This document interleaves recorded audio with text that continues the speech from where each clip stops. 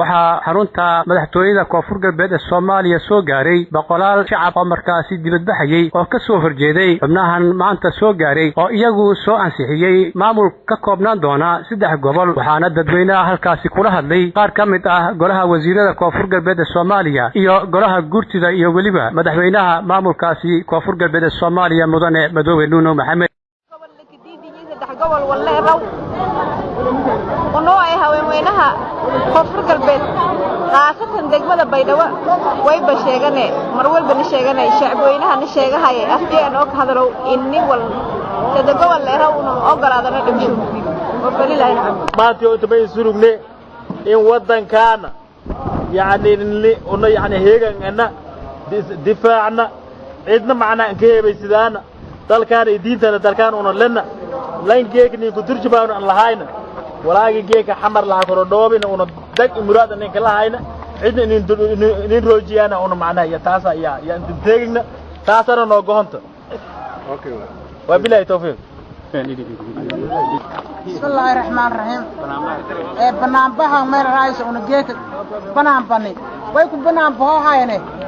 أذوي كفر قلبت لكن نسي مر رايس مقدسي لكن نسي إنه رالهم كهاينه ما نكون نقدر دونا يكون بنام بني ويلنا تتكمل رايسه أنتم أضياله أنتم أكون يهنه ملحوينا هنا هوين كانوا وناس لونه نقتلنا هل شخص أنت ورقة كصحي أنت هنجذور ويكل هاني فايدة كل ماس من ملايو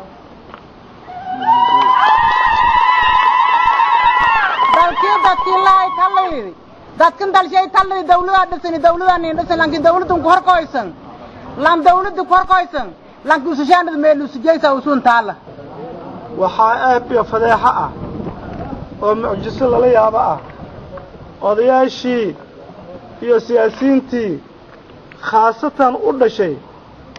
shacabweynaha digil iyo mirafle xaruntooda baydhabo tan tahay joogay gogol dhigay marti qaaday ummadii ku nool 6 gobol la ajiibay loo yimid dawladii la wada dhistay qabaa'ilada kale oo dhan ay raali ku noqdeen Koonfur Galbeed way ka qayb galeen golihii guurtida way ka qayb galeen golihii baarlamaanka way ka qayb galeen golihii xukuumadda way ka qayb galeen madaxtooyadii oo ku qanacsan oo jooga ku samraayo oo qaarkood marti u yihiin in maaragtay maxaa la yiraahdaa haddana isla ayagii deegaanka u dhashay 6 gobol dambiil intay ku ritaan la aaday xamar oo gorgorinaya 6 gobol haliga gada leeyihiin ayaan taageerno muuqafkeenu uu yahay kaas inaan difaacno go'aankaas inaan difaacno taladaas inaan difaacno rabitaanka shacabkeena annaga haddaan nahay mas'uuliyiinta shacabka doortay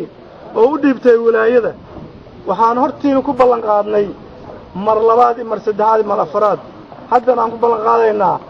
shacabkeena rabitaankiisa ayaan u dhimanaynaa shacabkeena rabitaankiisa ayaan difaacaynaa shacabkeena rabitaankiisa ayaan ku hogaaminaynaa shacabkeena rabitaankiisa ayaan go'aan ku qaadanaynaa taasaad nagu ogtiin annaga haddaan nahay hoggaankii aad doorateen dhinaca kale ayadoo maanta baarlamaanka maamulka Koonfur Galbeed ee Soomaaliya uu ansixiyay heer hoosaadka baarlamaanka maamulka Koonfur Galbeed ee Soomaaliya oo maanta ansixintaasi ay ka soo qayb galeen dhammaan xildhibaanada maamulka Koonfur Galbeed ee Soomaaliya waxayna ansixinta u dhacday qaab gacan taag ah waxaana ansixiyay 84 xildhibaan ansixinta kadib ayaa waxa warbaahinta la hadlay gudoomiyaha baarlamaanka Koonfur Galbeed ee Soomaaliya mudane Haaji Cali waxa ka aamusay iyo waxa diiday madna ma jirin taas oo ah guul soo hoytay 6 gobol Koonfur Galbeed booliska baarlamaanka